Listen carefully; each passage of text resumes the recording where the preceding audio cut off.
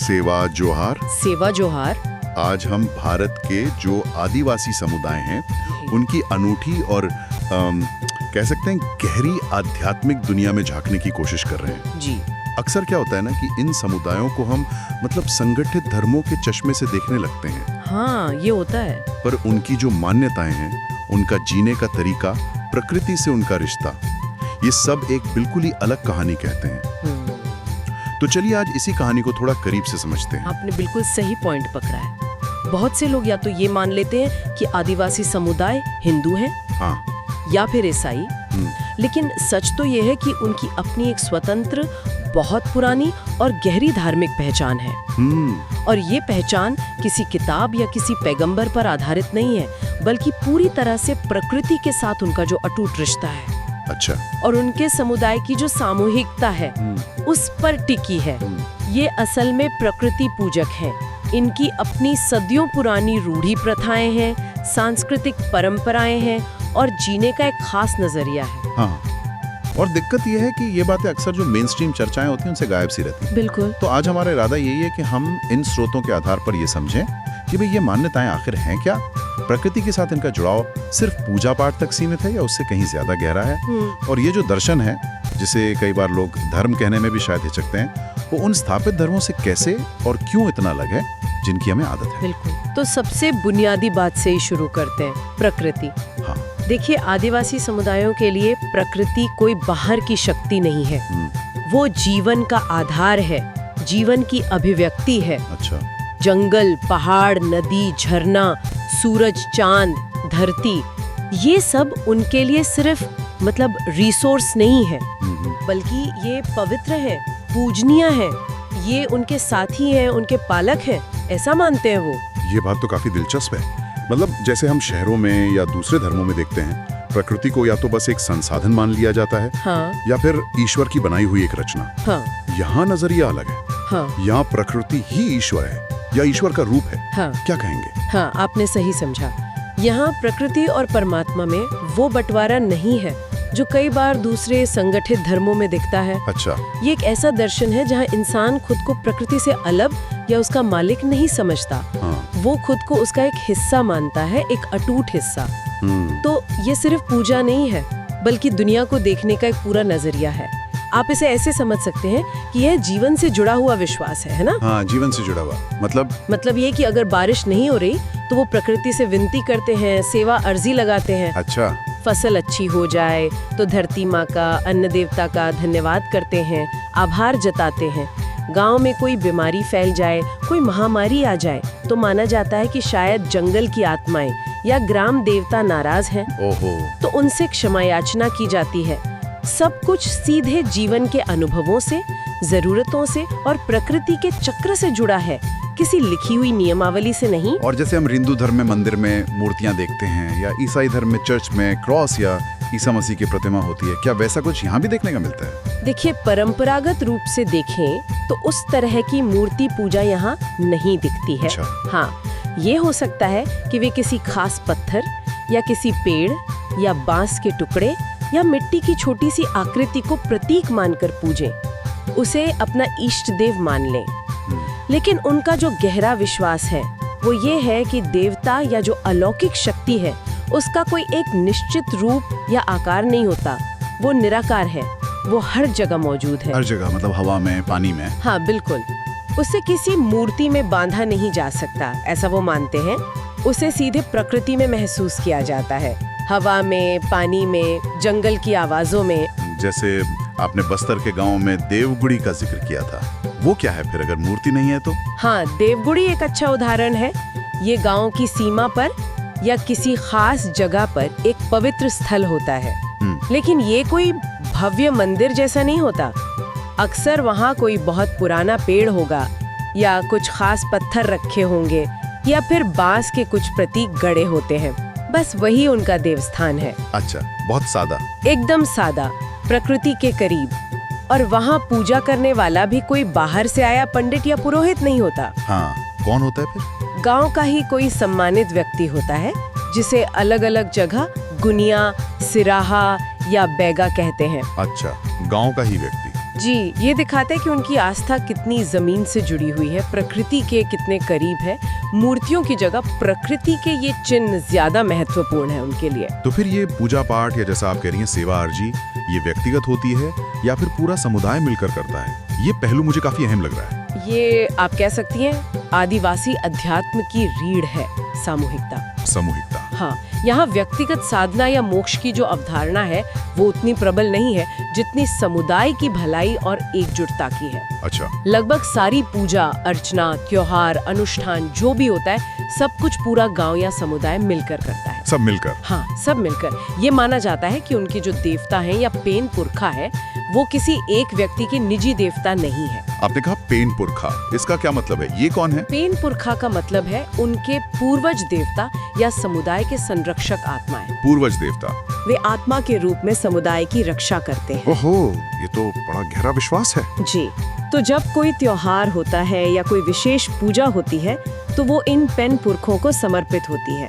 पूरे गांव, पूरे समाज की सलामती के लिए होती है। इसीलिए इन अवसरों पर सामूहिक नाच गाना, खाना पीना मतलब भोज एक अनिवार्य हिस्सा है। ये सिर्फ मनोरंजन नहीं है। नहीं, ये समुदाय के जुड़ाव, उनकी एकता और पेन पुरखों के प्रति सम्मान जताने का एक तरीका है। ये तो शहरी जीवन से बिल्कुल ही अलग अनुभव है। हाँ। सोचिए, शहर में तो हम शायद अपने बगल वाले फ्लैट में कौन रहता है ये भी नहीं जानते। सही बात है। और यहाँ पूरा गांव एक साथ त्योहार के लिए आ रहा है, नाच रहा है, खा रहा है, वो जुड़ाव ही अलग महसूस होता होगा। बिल्कुल। लेकिन एक सवाल मेरे मन में आ रहा है, अगर वेद, बाइबल या कुरान जैसी कोई लिखी हुई किताब नहीं है इनके पास, तो ये ज्ञान, ये परंपराएं, ये नियम एक पीढ़ी से दूसरी पीढ़ी तक पहुंचते कैसे हैं? क्या इसमें ये खतरा नहीं होता कि ज्ञान खो जाए या बदल जाए? ये बहुत ही महत्वपूर्ण सवाल है। बिल्कुल। देखिए, उनकी जो किताबें हैं ना, हाँ, वो असल में उनकी लोक कथाएं हैं, उनके गीत हैं, उनके नाच हैं और बुजुर्गों से मिली हुई मौखिक परंपराएं और रीति रिवाज हैं। अच्छा, मौखिक परंपराएं। हाँ, जिन्हें वो अपनी रूढ़ी प्रथा या नीति नियम कहते हैं।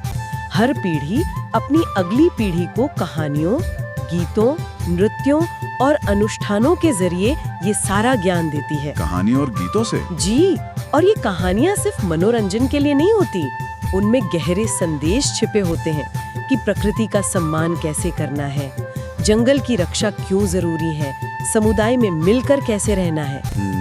समाज में आज भी आप देखेंगे रात में अलाव के आसपास बैठकर लोग पेन पुरखों की, अपने नायकों की कहानियां सुनाते हैं। वही उनका इतिहास है, वही उनका शास्त्र है। पर क्या ये मौखिक परंपराएं समय के साथ बदलती नहीं है? क्योंकि लिखा हुआ तो है नहीं। बदलाव तो आता है, निश्चित रूप से आता है, क्योंकि ये जीवित परंपराएं हैं, कोई पत्थर पर लिखी इबारत तो है नहीं। हाँ, ये भी है। लेकिन शायद यही उनकी ताकत भी है। ये परंपराएं जरूरत के हिसाब से थोड़ी ढल सकती हैं, बदल सकती हैं, लेकिन उनका जो मूल तत्व है, प्रकृति और समुदाय का सम्मान, वो बना रहता है। अच्छा। हाँ, ये बात सही है कि लिखित न होने के कारण कुछ चीजें समय के साथ शायद धुंधली पड़ जाएं या बाहरी प्रभाव से बदल जाएं। ये एक चुनौती जरूर है। लेकिन साथ ही ये मौखिक परंपरा समुदाय को आपस में और अपनी जड़ों से ज्यादा मजबूती से जोड़े भी रखती है, क्योंकि ज्ञान सुनने, सुनाने और साथ मिलकर उस पर अमल करने से ही जिंदा रहता है। जीवन और मृत्यु के बारे में उनकी क्या सोच है? क्या वो भी कुछ अलग है? हाँ, वो भी काफी अलग है। मृत्यु को वो एक दुखद अंत की तरह नहीं देखते। नहीं, बल्कि जीवन का जो एक चक्र है उसके एक हिस्से के रूप में स्वीकार करते हैं। ये बस एक पड़ाव है जिसके बाद आत्मा एक नई यात्रा शुरू करती है, ऐसा मानते हैं। अच्छा। और ये भी माना जाता है कि मरने वाले की आत्मा हमेशा के लिए चली नहीं जाती, बल्कि वो परिवार और गांव की रक्षक बन जाती है, एक पेन पुरखा के रूप में पूजनीय हो जाती है। ये तो बहुत ही गहरा विचार है। मतलब हमारे पूर्वज हमेशा हमारे साथ हैं एक तरह से। बिल्कुल बिल्कुल। इसीलिए आपने शायद बस्तर या दूसरी आदिवासी जगहों पर देखा होगा कि मृतकों की याद में बड़े बड़े पत्थर गाड़े जाते हैं। हाँ, देखें। क्या कहते हैं उन्हें? उन्हें स्मृति स्तंभ या मिनार्ड कहते हैं। उन पत्थरों पर अक्सर उस व्यक्ति के जीवन से जुड़ी चीजें उकेरी जाती हैं। जैसे वो क्या काम करता था, उसके परिवार के लोग कौन थे, या उसके जीवन की कोई खास घटना चित्र बना देते हैं। ओहो, ये सिर्फ यादगारी नहीं है, ये उस पूर्वज को समुदाय का हिस्सा बनाए रखने का, उनसे जुड़े रहने का एक तरीका है। ये उन्हें अपनी जड़ों से, अपने पुरखों से और प्रकृति से और भी गहराई से जोड़ता है। और इनके त्योहार, आपने शुरू में माटी त्योहार और नवाखाई का जिक्र किया था, क्या ये भी इसी प्रकृति और समुदाय वाले ताने माने में बुने हुए हैं? निश्चित रूप से उनके लगभग सभी त्योहार सीधे प्रकृति के चक्र से, मौसम से और खेतीबाड़ी से जुड़े होते हैं। अच्छा, ये किसी देवी देवता के जन्मदिन या किसी ऐतिहासिक घटना पर आधारित नहीं होते, जैसा कई बार हमें दूसरे धर्मों में देखने को मिलता है। हाँ, ये बात तो है। अब माटी तिहार को ही लीजिए, ये बीज बोने से ठीक पहले मनाया जाता है। बीज बोने से पहले? हाँ, इसमें धरती माँ यानी माटी की पूजा होती है, उसकी उर्वरता के लिए प्रार्थना की जाती है ताकि फसल अच्छी हो। ये प्रकृति के प्रति सम्मान और उस पर हमारी निर्भरता का प्रतीक है। और नवाखाई, इसका क्या मतलब है? नवा मतलब नया? हाँ बिल्कुल, नवाखाई का मतलब है नया खाना। जब खेतों में नई फसल पककर तैयार हो जाती है तो उसे सीधे खाया नहीं जाता। अच्छा, क्यों? पहले उस नई फसल का एक हिस्सा गांव के देवी देवताओं को, पेन पुरखों को और प्रकृति की शक्तियों को अर्पित किया जाता है। उन्हें धन्यवाद दिया जाता है। धन्यवाद। उसके बाद ही पूरा समुदाय मिलकर उस नई फसल का भोज करता है। ये प्रकृति के प्रति अपनी कृतज्ञता जताने का, उसके दिए उपहार को स्वीकार करने का एक सामूहिक उत्सव है। और इसमें भी नाच गाना होता होगा? अरे बिल्कुल, इन त्योहारों में सिर्फ पूजा नहीं होती, जैसा मैंने पहले कहा, खूब नाच गाना होता है, सामूहिक भोज होता है, रिश्तेदार मिलते हैं, पूरा समुदाय एक साथ आता है। ये सामाजिक जुड़ाव को भी बहुत मजबूत करते हैं। ये सब सुनकर तो मुझे ऐसा लग रहा है कि ये जो आदिवासी अध्यात्म है, ये सिर्फ कुछ मान्यताओं का समूह नहीं है। ये तो जीने का एक पूरा तरीका है, एक दर्शन है जो पूरी तरह से प्रकृति और उस समुदाय के इर्द गिर्द बुना गया है। आपने बिल्कुल सही समझा।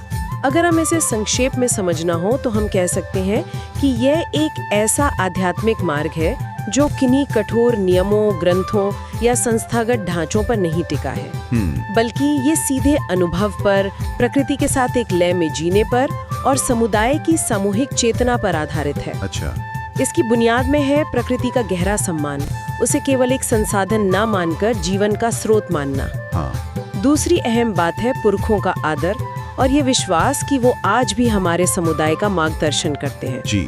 तीसरी चीज है सामूहिकता। यहाँ व्यक्ति से ज्यादा समुदाय महत्वपूर्ण है और मिलकर जीना ही जीवन का आधार है। और चौथी बात, जीवन और मृत्यु को एक सतत चक्र के रूप में देखना, जिसमें भय नहीं है बल्कि एक सहज स्वीकृति है। तो ये कहना शायद गलत नहीं होगा कि ये किसी संगठित धर्म, जैसे हम हिंदू, इस्लाम या ईसाई धर्म को जानते हैं, उसके खांचे में फिट नहीं बैठता। बिल्कुल, इसे किसी संगठित धर्म के पैमाने पर मापना ही शायद सही तरीका नहीं है। इसकी अपनी एक स्वतंत्र, गहरी और धरती से जुड़ी पहचान है। ये प्रकृति आधारित है क्योंकि प्रकृति ही केंद्र में है। ये सामूहिक है क्योंकि समुदाय ही इकाई है। ये मौखिक है क्योंकि ज्ञान, कहानियों और गीतों से पीढ़ी दर पीढ़ी बहता है। और ये अनुभव पर आधारित है क्योंकि ये जीवन के अनुभवों और जरूरतों से सीधा जुड़ा है, किसी किताबी सिद्धांत से नहीं। वाकई ये आदिवासी समुदायों की आध्यात्मिक दुनिया की एक बहुत ही अलग और कहूँ तो समृद्ध तस्वीर पेश करता है। प्रकृति और समुदाय के साथ ऐसा गहरा अटूट रिश्ता आज के दौर में हमें बहुत कुछ सोचने पर मजबूर करता है, खासकर तब जब इंसान अक्सर खुद को प्रकृति से कटा हुआ और समाज में अकेला पाता है। हाँ, और इस अनोखी पहचान को समझना और इसका सम्मान करना बहुत जरूरी है। लेकिन यहीं पर एक चिंता की बात भी उभरती है। क्या? आजकल इन समुदायों पर अपनी इस विशिष्ट पहचान को छोड़कर बाहरी धार्मिक पहचान अपनाने का दबाव बढ़ रहा है। ओह। कुछ समूह उन्हें हिंदू बनाने की कोशिशों में लगे हैं, तो कुछ ईसाई मिशनरियां उन्हें अपने धर्म में लाने का प्रयास कर रही हैं। ये तो एक गंभीर मुद्दा लगता है। मतलब अपनी जड़ों से जुड़ी एक पूरी जीवन पद्धति पर जब बाहरी दबाव आता होगा तो उसका क्या असर होता होगा? असर तो बहुत गहरा होता है। शायद अगली बार हम इसी पर और गहराई से बात कर सकते हैं। ये जो धर्मांतरण की कोशिशें हैं, ये क्यों हो रही हैं? इन समुदायों, खासकर जैसे बस्तर के आदिवासियों के सामने ये किस तरह की चुनौती बनकर खड़ी हैं? और इसका उनकी संस्कृति, उनकी पहचान, उनके जीवन पर आखिर क्या प्रभाव पड़ रहा है? जरूर, ये एक बहुत ही महत्वपूर्ण विषय है और इस पर विस्तार से चर्चा होनी ही चाहिए। ठीक है। तब तक के लिए सेवा जोहार। सेवा जोहार।